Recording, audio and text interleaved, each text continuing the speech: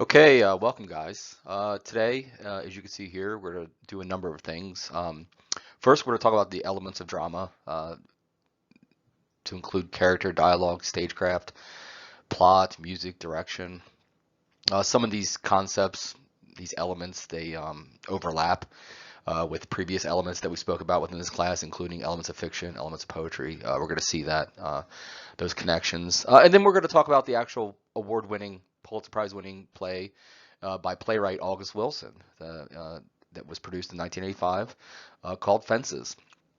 Uh, so we're going to pull out some of the themes and pose some really important questions that will help you in your quest uh, to write an essay on this. Um, Drama. As you can see here, we got a picture of the cover of the Fences manuscript, and it has James Earl Jones, great actor. If you remember, he did the voice of Darth Vader in the initial original Star Wars movie. So he played Troy in the original production of Fences. But the movie was made a couple years ago, an incredible movie. It pretty much just follows James Earl Jones's rendition of Troy. Uh, and it's a great movie. It stars Denzel Washington. And if you get a chance, I would implore you to find the movie and watch it because it's a good one. And it could really help you understand and reinforce some of the concepts that are taking place and some of the themes that are taking place and being parsed from the text within the actual physical play of reading the play. All right, without any further ado, let's look at elements of drama. Just as a quick overview, as you can see here, the elements of drama include 6 things we're going to expand on throughout this lecture. It's some dense information I'm going to give you. I typically don't have my PowerPoint and my lectures within YouTube become this dense as you're about to see when we get into these definitions. But it's pretty dense, and I do that purposely so that you can pull from this information. When you can pause it, you can write it down if it's something you need to mention within an essay, if it's something that you're going to have to use later on, that you have it there at your disposal. Okay, so today we're going to look at these 6 elements: character, dialogue, stagecraft, plot, music, and direction. And they all apply to some degree to this drama, Fences. Okay, elements of drama, just to give sort of a history lesson and background information. The 6 Aristotelian elements of drama are plot, character, thought, diction, spectacle, and song. Out of these, the first 2 are the most important ones, according to Aristotle. Drama can be defined as dramatic work that actors present on stage. A story is dramatized, which means the characters and events in the story are brought to life through a stage performance by actors and actresses who play roles of the characters in the story and act through its events, taking the story forward. In enacting the roles, actors portray the characters' emotions and personalities. The story progresses through verbal and nonverbal interactions between the characters, and the presentation is suitably supplemented by audio and visual effects. Um, you're not really going to get the audio effects within Fences as we're reading it per se, but there are certainly when you see a production live or if you watch the movie, you'll be able to get and appreciate sort of the audio and visual effects.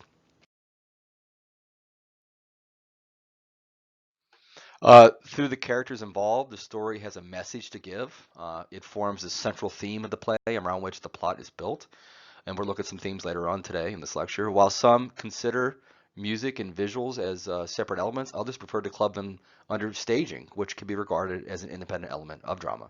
So lighting, sound effects, costumes, makeup, gestures, or body language given to the characters, the stage setup even, and the props used can together be considered as symbols that are elements of drama. Think about, and we're going to talk about this later, but think about this, the symbolism involved in the idea of the title of the play, Fences. What does that mean, right? It's huge. It plays large within the poem, or sorry, within the play. We know this because it's methodical on the playwright's part to call it Fences. But the actual physical fence, there's a metaphorical and a physical fence, right? What does that symbolize? Certainly, what does a regular fence actually do? What does it function as? Is it apparatus to do what, right? Kind of like a wall, right? What does a wall do? Prevent people from entering or exiting, depending on what side of the wall you're on.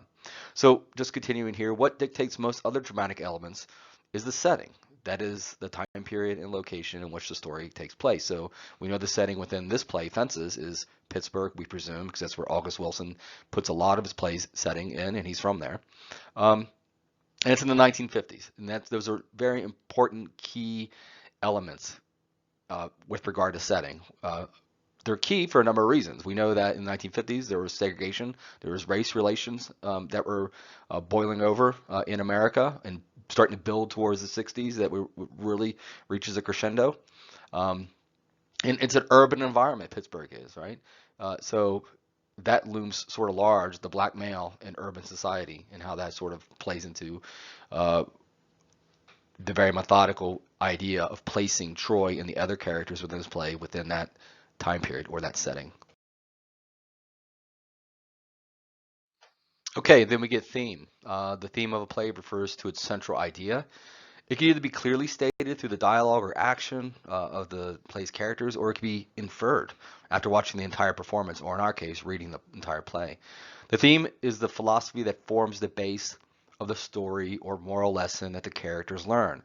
It is the message that the play gives to the audience. For example, the theme of a play could be how greed leads to one's destruction or how the wrong use of authority ultimately results in the end of power. Now, if you remember, as we spoke about themes of prior texts that we read, it wouldn't be enough, say, just to say, well, the theme of Fences is greed, right? It has to be, you have to take that one step further and explain what greed has to do with that, right? So in this case, they're using greed leads to one's destruction. That would be a theme.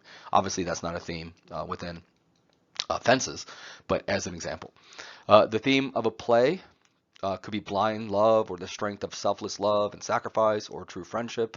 For example, the play Romeo and Juliet, which I'm sure we're all familiar, is based on a brutal and overpowering romantic love between Romeo and Juliet that forces them to go to extremes, finally leading to them to self-destruction.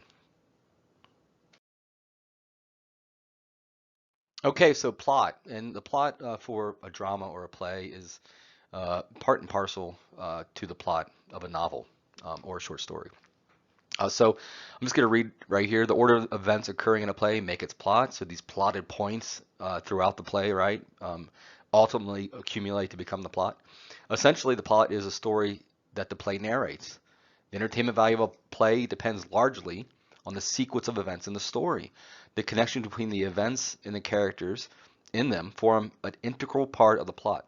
What the characters do, how they interact, the course of their lives as narrated by the story, and what happens to them in the end constitutes the plot of a play. A struggle between two individuals, the relation between them, a struggle with self, a dilemma or any form of conflict of one character with himself or herself and another character in the play goes into forming the story's plot or its plot line.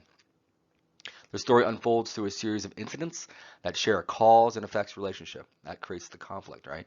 Generally, a story begins with exposing the past or background of the main or other characters. That's just a general framework of the idea of story, right? How to build a story. And the point of conflict then proceeds to giving the central theme or climax of the story. Then comes the consequences of the climax, and the play ends with a conclusion. So these elements of plot are and these elements of story are identical, really, to novel. Okay, characters. The characters that form a part of the story or interwoven, sorry, with the plot of the drama. Each character in a play has a personality of its own and a set of principles and beliefs. And we can see that really becoming a strong factor within the characters, especially Troy within this play. Actors in the play have the responsibility of bringing the characters to life. The main character in the play, who the audience identifies with, is the protagonist. We know this from elements of fiction. She represents the theme of the play. So the theme maybe for Troy would be um, his failed past, right? He was a great baseball player, but he couldn't make it out of the Negro League into the ML Major League Baseball, right? So that would be part of his theme, right? The failures of one's past and not being able to escape them, and how they affect your present and future. The character that the protagonist conflicts with is the antagonist or villain, and one could make an argument that Troy is both a protagonist and an antagonist, right? He's his own worst enemy, but but he is the main character, right? And then of course Corey, his son, is one of the sort of they're almost I wouldn't call him an antagonist as much as maybe an anti-hero. While some characters play an active role throughout the story, some are only meant to take the story forward, and some others appear only in certain parts of the story and may or may not have a significant role in it. Sometimes these characters are of help in making the audiences focus on the play's theme or main characters. The way in which the characters are portrayed and developed is known as characterization. So something that is very close and synonymous with novel writing. Okay, similar to novel is novel writing, and the elements of fiction is dialogue. So I think there's some really strong dialogue in Fences, and it really that's where I really want to implore you to go watch the movie, and, is because it really helps you understand the character that is Troy, how his speech becomes um, this building block of who he is. So the story of a play is taken forward by means of dialogue. The story is narrated to the audiences through the interaction between the play's characters, which is in the form of dialogue. The contents of the dialogue and the quality of its delivery have a major role to play in the impact that the play has on the audiences. It is through the dialogue between characters that the story can be understood. It's important in revealing the personalities of the character. So that's able to happen through the words, the accent, the tone, the actual words that are used, the patterns of speech, and even the pauses in the speech say a lot about the character and help reveal not just his or her personality, but also his or her social status, past, and family background as given by the play. So that's, I think, as I said before, and I can only underscore it because I think it needs to be, is the idea of watching the play, watching the movie. Because as one could even write an essay about this where you compare and contrast the way dialogue was interpreted by Denzel Washington in the movie, whereas it wasn't given any sort of stage direction within actual reading the drama, right? And maybe Denzel Washington took his own license and liberty to craft the dialogue in a different way in order to really build Troy's character. So monologues and soliloquies that are speeches given to oneself, to other characters, help put forward points that would have been difficult to express through dialogue. So you see monologues and soliloquies. If you remember Shakespearean soliloquy, typically it's just one person on stage and they're just talking out into the middle distance, right? And it's if that were to be cast in dialogue, the dialogue would be dense and long, and you'd lose the audience's attention at that point. So that's where we sort of it helps to have monologues and soliloquies to reveal information that would just take too long to reveal in just dialogue. What's in a name that which we call a rose by any other name would smell as sweet, from Romeo and Juliet, in which Juliet tells Romeo of the insignificance of names, or to be or not to be, a soliloquy from Hamlet, are examples uh, of using uh, either soliloquy or monologue in order to help augment dialogue to give greater meaning to the character and also to the plot. Okay, so setting, we spoke briefly about this before, how it's important and even crucial. Say, so Fences, the setting, it was important because it's the 1950s, but it could easily translate to the times to now, to our current contemporary times, because of Black Lives Matter that's going on. It's very relevant right now, right? It's a flashpoint going on in America and in parts of Canada as well, and in parts of the world even. So uh, it could be transplanted into our own contemporary time, but could it be transplanted into other times in history? I think it would be a hard sell to plop it into another era.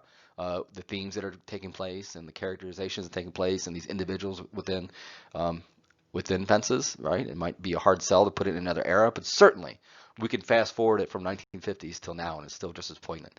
So setting, the time and place where a story is set, is one of its important parts. The era or time in which the incidents in the play take place influence the characters in their appearance and personalities.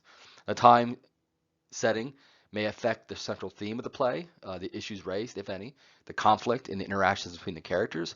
The historical and social context of the play is also defined by the time and place where it is set. The time period and location in which the story is set affect the play's staging. Costumes and makeup obviously would have to change, the backgrounds and the furniture used, the visuals, so colors and kind of lighting and the sound are among the important elements of a play. They dictate how the story is translated into a stage performance. Uh, if you remember in Fences, part of the setting is where they're at. It takes place almost completely in the backyard of their house in Pittsburgh, right? So that's interesting that that sort of makes it sort of a really strong concentration of character and dialogue as opposed to this actual sparsely furnished backyard, where it has a tree, it has a rope with a baseball hung from the tree, right? They're building this fence that doesn't materialize to the final act.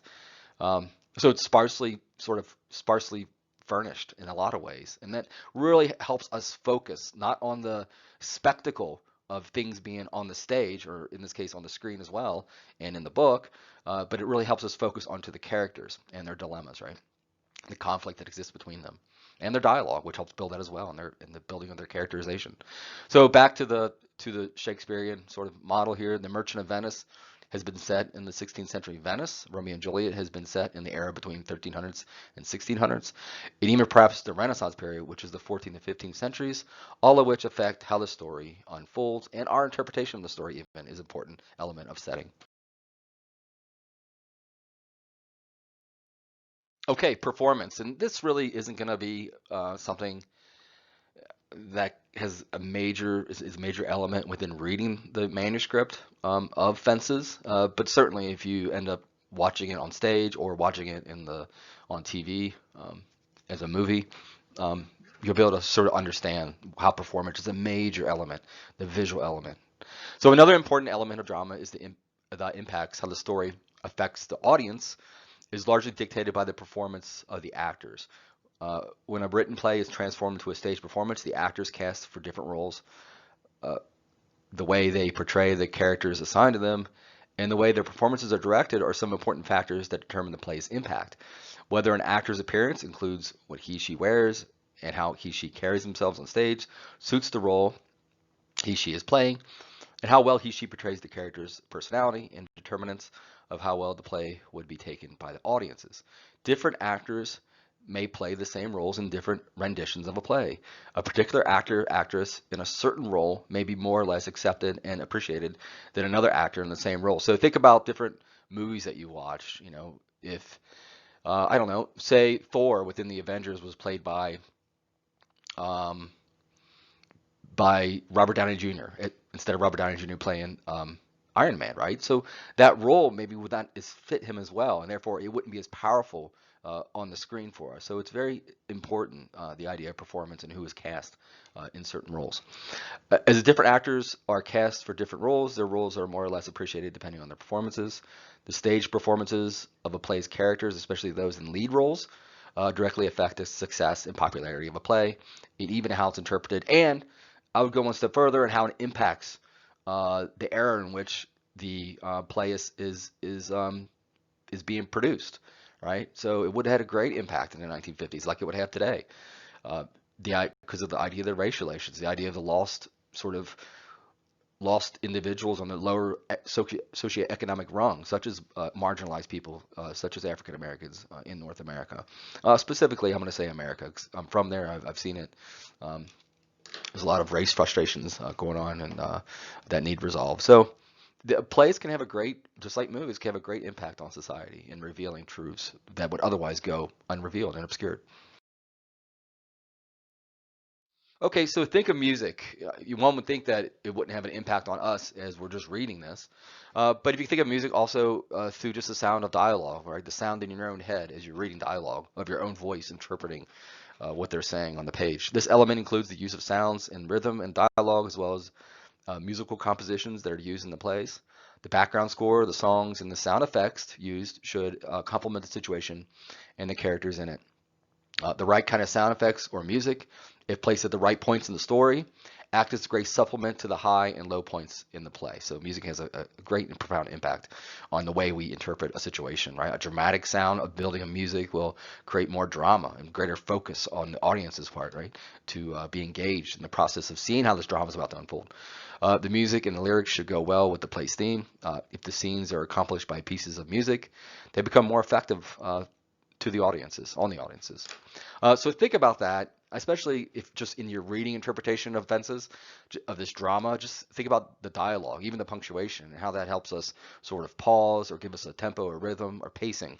And that ultimate pacing and tempo and rhythm becomes the music.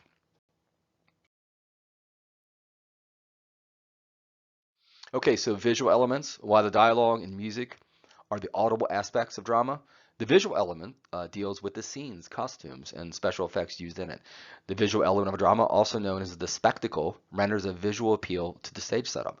The costumes and makeup must suit the characters. Besides, it is important for the scenes to be dramatic enough to hold the audiences in their seats.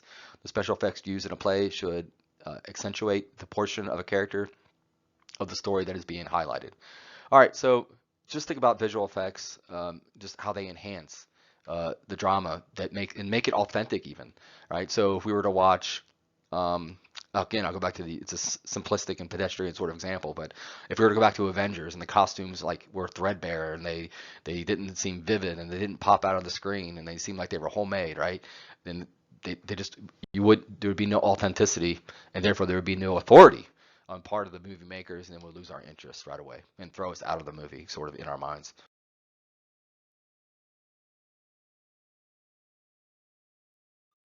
Okay, so structure as well as stagecraft, I've lumped them together here. So the structure of the story comprises the way in which it is dramatized, how well the actors play their roles, and the story's framework constitute the structure of a drama.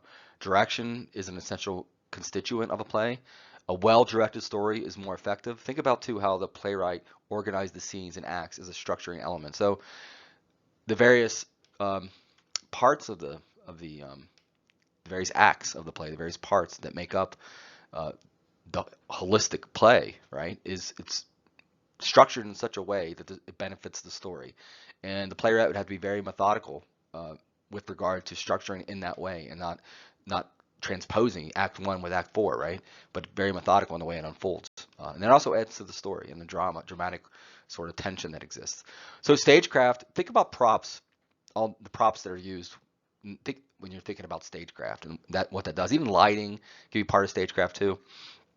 So stagecraft defines how the play is presented to the audiences, the use and organization of stage properties or props, and the overall setting of a play are part of stagecraft, which is a key element of drama.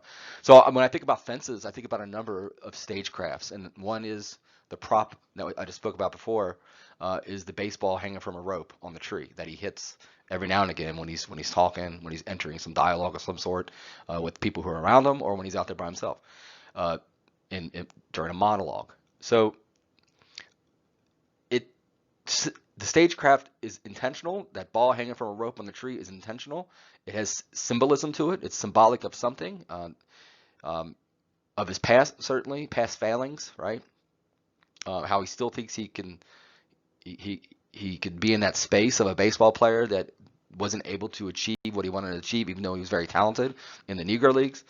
Um, think about the idea of the backyard as part of stagecraft. You know, the majority of the play, a lot of it, I mean, some of it's inside, but a lot of it does take place outside in the backyard, and that's part of stagecraft as well, what that symbolizes. As well as think about the fence, the metaphorical and the literal fence. We don't get the fence in the literal, in the physical realm until the end of the play, near the end of the play, but certainly it, it, the play could have centered around a wall instead of a fence, right? And it could have been called that, but fence is something different than a wall that the characters are attempting to either construct or question.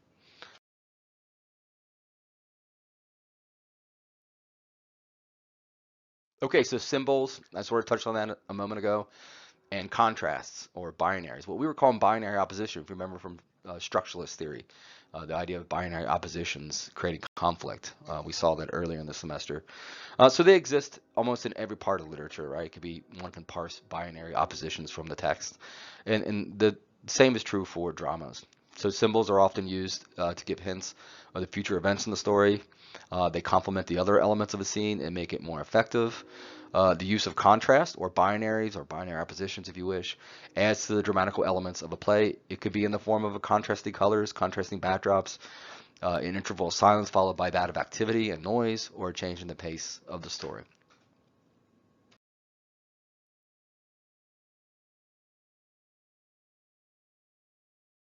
Okay, so now we're really going to focus on how these various elements and themes, really, how they sort of we can look through the lens and prism of fences and parse from it some themes, right?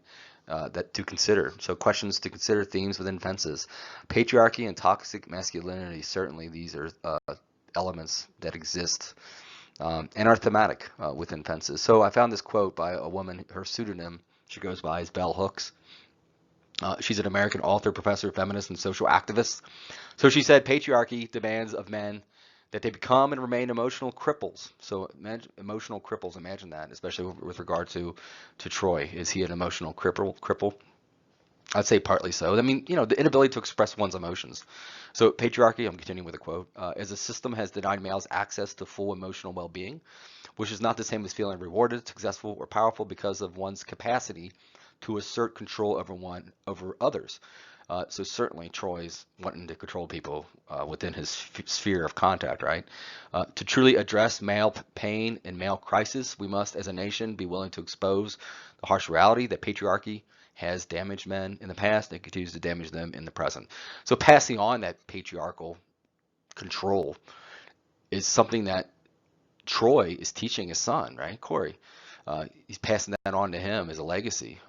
But at some point, as we know, Corey tries to escape that control of patriarchy.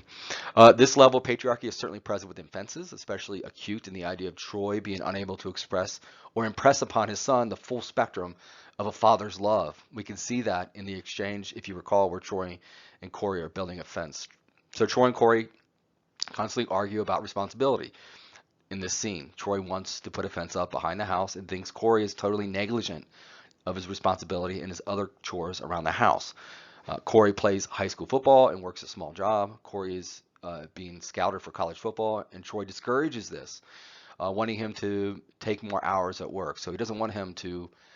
Maybe he's afraid, of him becoming a failure like he was, right, through sports, or a success and then a failure.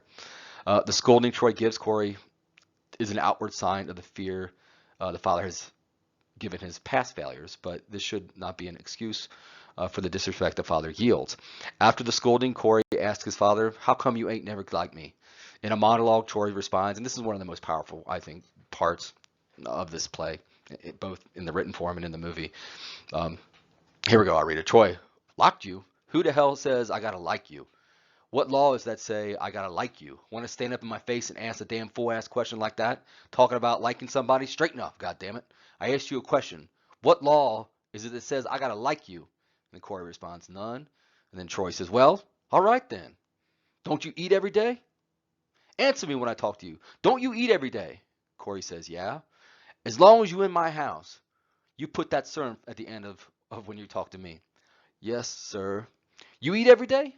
Yes, sir. Got a roof over your head? Yes, sir. Got clothes on your back? Yes, sir. Why do you think that is? Because of you? Hell not. No, it's because of me. I know it's because of me. But why do you think that is? Because you like me? Like you? I go out here every morning, bust my butt, putting up them crackers every day because I like you.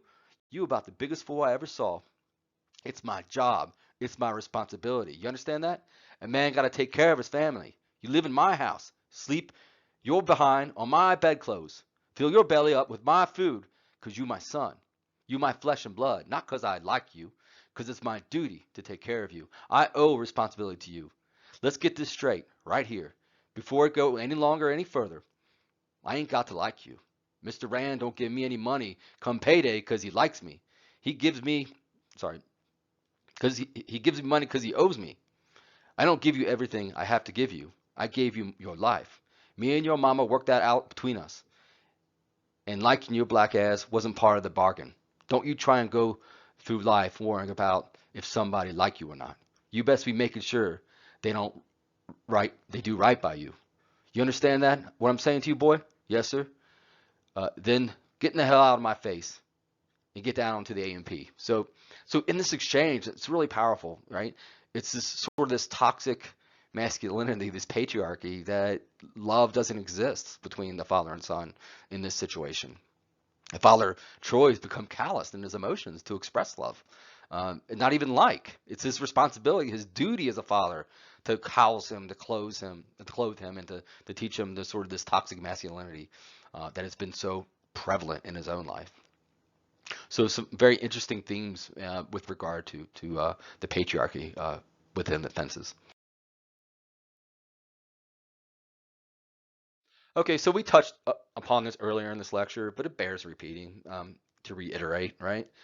So another question to consider is the meaning of the title fences. We said it's highly methodical on any playwright or any poet, on any author of any ilk, to craft a title in such a way that it reflects upon the content of their creative endeavor. And the same holds true for fences. So the play largely revolves around the turbulent relationship between Troy and his children, particularly his relationship with Corey, as we know from the monologue we just read. Corey's desire to assert his own manhood and determines his own future clashes with the authority Troy feels as a father. So we categorize that authority Troy feels as a father is toxic masculinity or the patriarchy that he yields over his entire family, really, but is mostly affected by Corey. Both the father and the son, as we discussed, are engaged in the physical act of building a fence, but also, and maybe even more urgently, constructing the metaphorical fence between them and others. In this way, Troy's idea of masculinity and the toxicity that flows from that idea pushes Corey away, whereby he joins the Marine Corps. This becomes a fence of sorts, the physical, emotional, and psychological distance between father and son. Major theme, right, within this play. The fence which Troy gradually builds in front of his house, builds in at his house, is a symbol of segregation, as well as the general psychological need to build a fortress where a black uh, inside or interior can set itself off from a white dominated world around him, the outside world being white. So that's a binary opposition as well. From one angle, the fence represents the geographical effect of segregation in general, the fencing off of blacks, the creation of ethical insularity in certain neighborhoods, and it is a monument to the basic social division affected by white economic and political power. What I'm going to talk later on is the white power structure. Yet Troy also builds the fence himself. It's largely his own creation, though Rose initially tasked him with building it. Rose wants the fence in order to set her and her family off from the outside world, to protect the private interior of their lived experience as black people, from an outside world threatening to invade them, and from the divisive effects which white power inflicts upon society. While the latter divides with the aim of controlling and limiting black prosperity and influence, the division affected by Troy's fence is one of protection and an affirmation of the world within it. So the fence creates a binary, as we spoke about, the outside versus the inside. The insular inside, the insularity, the insular inside will be the blackness of who they are as black people within an urban environment. In this case, the setting is Pittsburgh, 1950s. That has a lot of context that has to go with it, racial context. And then the outside of the fence, the white power structure on the outside, and not enabling the upward mobility of the characters within the play, namely Troy.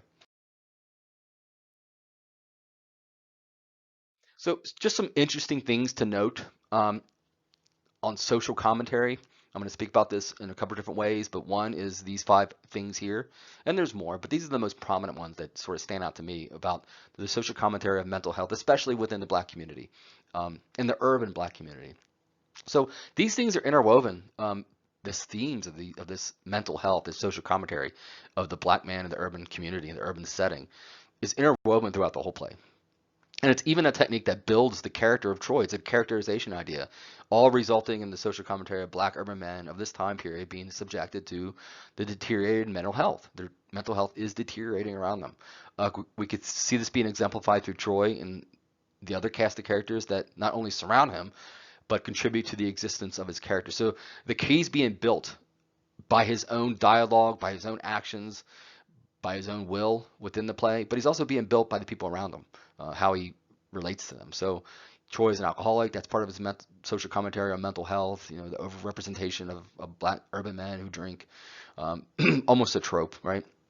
Uh, mentally disabled brother, Gabe, if you remember, has part of that mental thread of Troy having to not only take care of him, but as you know, he's using his money that he gets from his disability.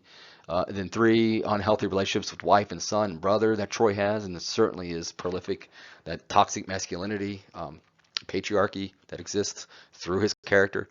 And then Troy engages in unhealthy practices of infidelity that results in a baby being born out of wedlock. It's a major sort of conflict and tension that exists between that situation and his family, his true family. And it's part of this deteriorating mental health. And then Troy's failed past, right, of that he doesn't want to pass on to his son is affecting his mental health to have to prove himself in the present. Um, and really builds who his character is, all this commentary on his mental health.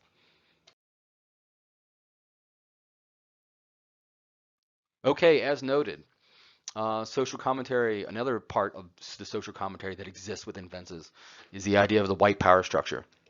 So as we noted, this play is set in Pittsburgh in the 1950s. It explores the experience of one black family living in the era of segregation and a burgeoning black rights movement that we spoke about that's going to crescendo in the 60s, right? Exposing at the heart of its characters' psychology a dynamic between the inner world of a black community and the expanse of the white power around it, what I call the white power structure. How it most notably affects Troy, namely his inability to graduate from the Negro Baseball League, as I mentioned before, to the white majority Major League Baseball.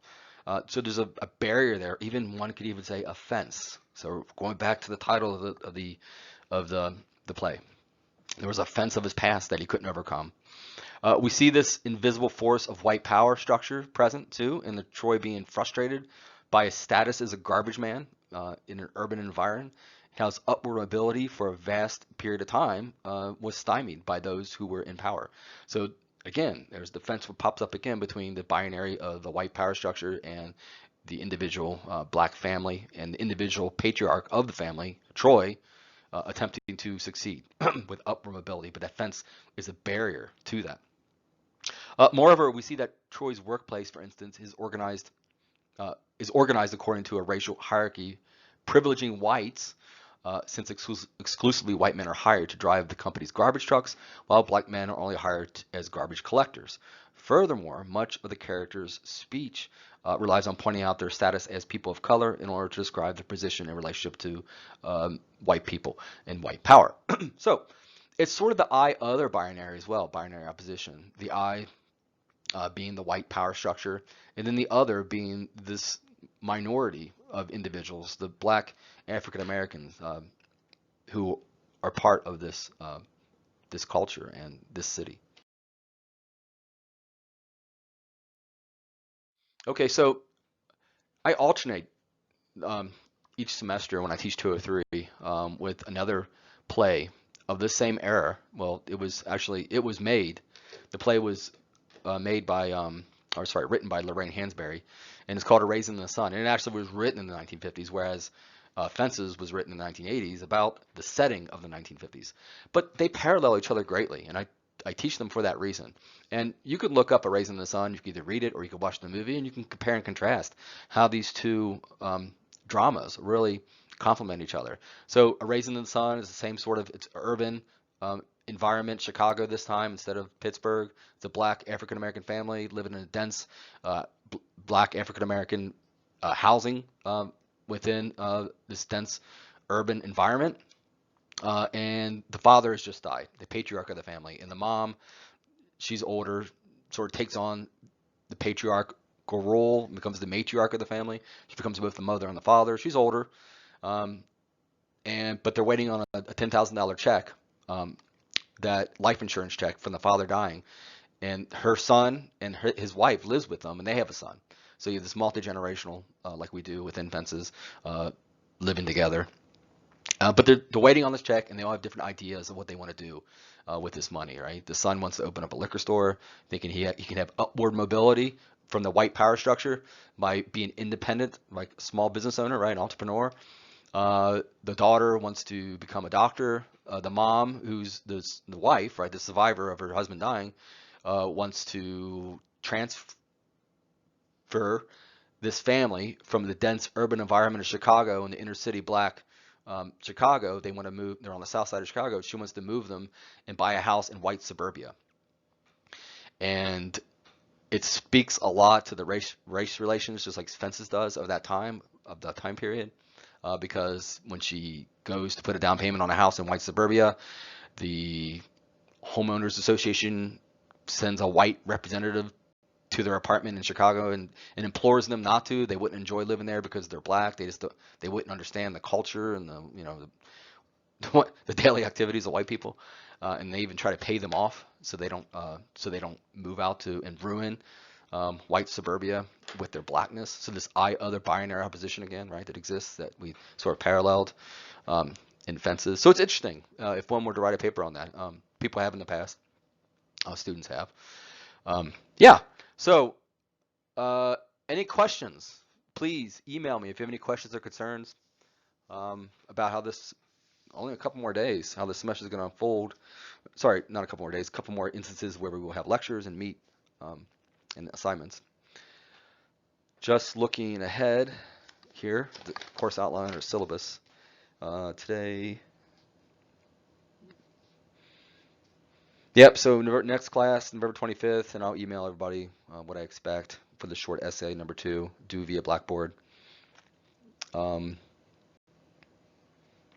Yep, and then that'll be the next to last class. December 8th will be the last and the final essay due via Blackboard. So I want essay number 2 to be on fences. Your final essay can be on anything you want that we covered in this semester. But essay number 2, sorry, my apologies. That's wrong.